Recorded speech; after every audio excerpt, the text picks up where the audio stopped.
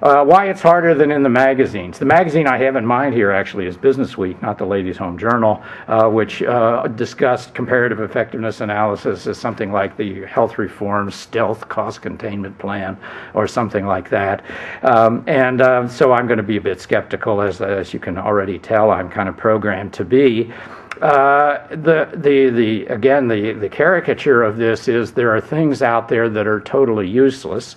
And I partly like to believe about physicians. I married a doctor's daughter. I have great respect for them, but I think they're not any better than the rest of us, but they're not any worse either. And I'd like to believe that very rarely would they do something that they know is totally useless or even harmful. Even for money, much less for other sorts of reasons, say because of sloth or because they weren't paying attention. Now, they will say sometimes we're forced to do that by the malpractice climate and things like that, but generally speaking, I think it's probably a pretty good proposition. I don't know there's much evidence to the contrary that things that they know beyond a shadow of a doubt are totally useless are generally not things that are done. But there are many cases in medicine, as in real life, where there might be some benefit. There's a positive expected benefit. It's not a sure thing by any means, but you trade off the risks and benefits, and even if the balance, of course, is not all that large, as long as it's positive, well, why not do it?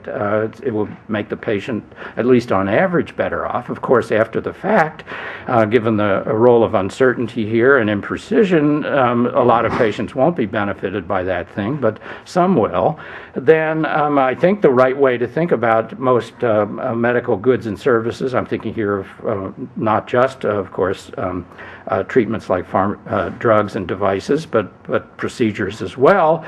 I guess the slogan that at least I tell my MBA students when they're working doing consulting projects for companies is, at least if it's an approved product, the same slogan as when I was raising my children, there must be something in life you're best at, we just have to find out what it is.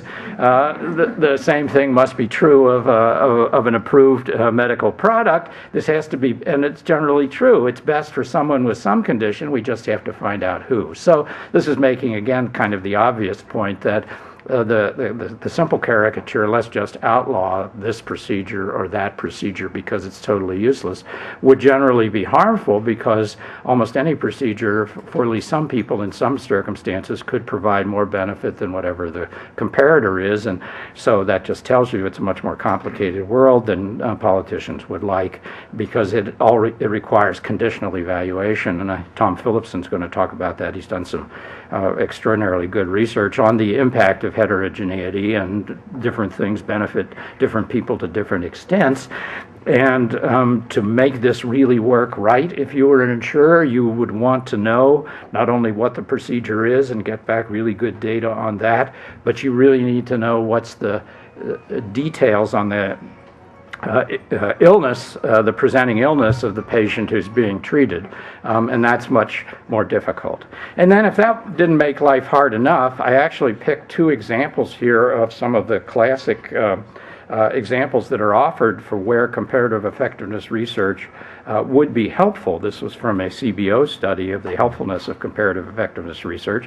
One of the studies was a study that compared medical treatment of people with cardiac conditions with medical treatment plus stents, and the punchline was the stents did relieve symptoms, although there was no long-term survival.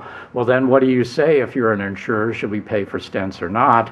I guess the main point to be made here is it's not black and white. There is some benefit from stenting by some measures, and we were talking with Martin at lunch.